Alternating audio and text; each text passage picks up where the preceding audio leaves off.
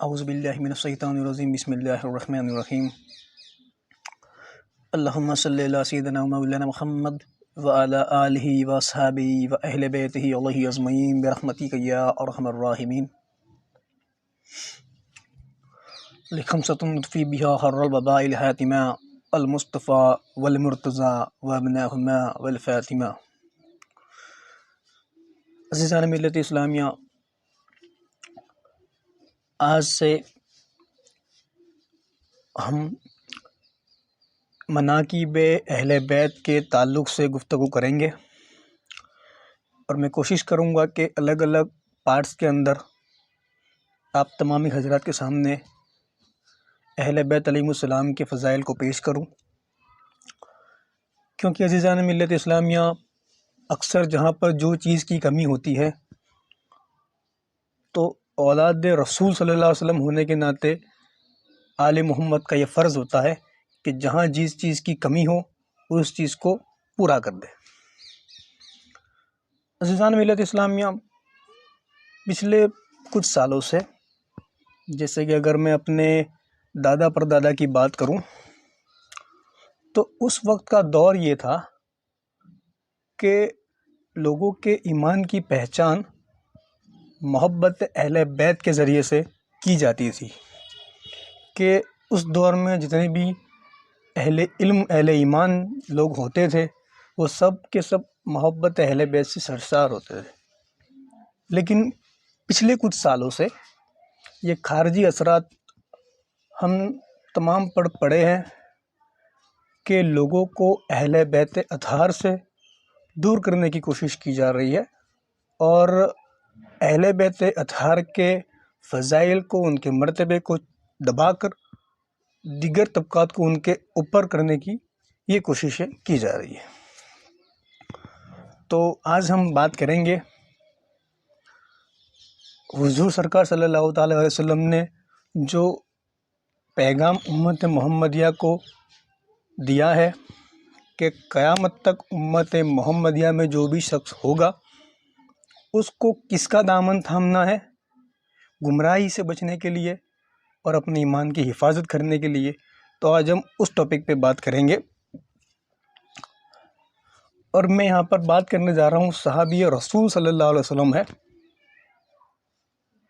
جن کا نام ہے حضرت زید بن ارقم رضی اللہ تعالیٰ عنہ۔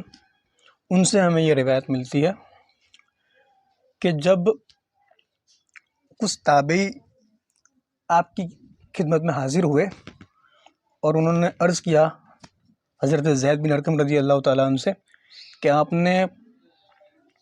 کافی عرصہ حضور سرکار صلی اللہ علیہ وسلم کی آپ نے خدمت میں حاضری دی ہے، آپ نے ان کے پیچھے نمازیں پڑھی ہے، اور دیگر آپ ہر وقت ان کے ساتھ میں رہتے تھے، تو آپ ہمیں کچھ ان کی ایسی باتیں بتائے جو آپ جانتے ہو۔ تو تب حضرت زید بن ارقم فرماتے ہیں کہ ایک بہت ہی کرٹیکل بات جو تھی کہ جو حضور سرکار صلی اللہ علیہ وسلم نے امت محمدیہ کو سونپا تھا، بتایا تھا آپ نے اپنے خطبے کے اندر، وہ یہ تھا کہ امت محمدیہ کو کیسے اپنے ایمان کی حفاظت کرنی ہے اور گمراہی سے بچنا ہے۔ تو آقا پہلے سے جانتے تھے کہ امت محمدیہ میں ایسے ہی لوگ بھی ہوں گے جو اس راستے سے ہٹ جائیں گے، اسی لیے آپ نے پہلے ہی فرما دیا تھا کہ اے لوگو آگاہ ہو جاؤ کہ اب وہ وقت آ گیا ہے کہ میں اپنے رب سے حقیقی ملاقات کو لوٹ جاؤں۔ اور پھر آپ نے یہ درس دیا تھا کہ میں تمہارے درمیان میں دو بھاری چیزیں چھوڑے جا رہا ہوں، ایک اللہ کی طرف سے اللہ کی کتاب ہے، اور دوسرے میرے اہل بیت ہے۔ ایک اللہ کی کتاب اور دوسرے اہل بیت، ان دونوں کو کثرت سے تھامے رکھنا، تم کبھی بھی گمراہ نہیں ہوگے۔ اور آپ یہاں تک فرماتے کہ حتیٰ کہ یہ دونوں چیزیں، اللہ کی کتاب اور میرے اہل بیت، کبھی بھی ایک دوسرے سے جدا نہیں ہوں گے، یہ حوض کوثر پر اکٹھا میری ملاقات کو آئیں گے۔ تو آج اگر کوئی ایک چیز کو دوسرے سے جدا کرنا چاہے تو وہ قطعی ممکن نہیں ہے، کیونکہ حضور سرکار صلی اللہ علیہ وسلم یہ فرما چکے کہ میری اہل بیت نہ قرآن سے جدا ہوگی اور نہ قرآن اہل بیت سے جدا ہوگا، یہ دونوں اکٹھا حوض کوثر پر میری ملاقات کو آئیں گے، دونوں چیزیں جو ہے وہ حق پر ہے۔ تو ہمیں وہ چیزیں ہیں کہ جو نماز کو بھی قبول کراتی ہے۔ عزیزان گرامی، نماز کے اندر ہم کیا پڑھتے ہیں؟ سورہ الفاتحہ، قرآن مجید آیا وہاں پر، اور پھر نماز کی قبولیت کے لیے درود ابراہیم، آل محمد آئے۔ تو یہی دو چیزیں ہیں جو نماز کو بھی قبول کراتی ہے۔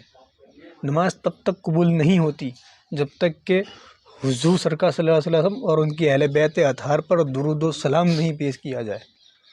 اور امام شافعی علیہ رحمۃ اللہ فرماتے ہیں کہ آپ کی عظمت کے لیے یہی کافی ہے اے اہل بیت نبوت کہ کسی نمازی کی اس وقت تک نماز قبول نہیں ہوتی جب تک کہ وہ آپ پر درود و سلام نہ پیش کر دے۔ تو عزیزان گرامی، یہی دو چیزیں جو ہے قرآن مجید، اللہ کی کتاب، اور حضور سرکار صلی اللہ علیہ وسلم کی اہل بیت اطہار، ان کی عطرت، ان دو چیزوں کو کثرت سے تھامے رکھیں گے، تبھی انشاءاللہ تعالیٰ ہم ہمارے ایمان کی حفاظت کر پائیں گے اور گمراہی سے بچ پائیں گے۔ وآخر دعوانا الحمدللہ رب العالمین وما علینا الا البلاغ المبین۔ السلام علیکم ورحمۃ اللہ تعالیٰ وبرکاتہ۔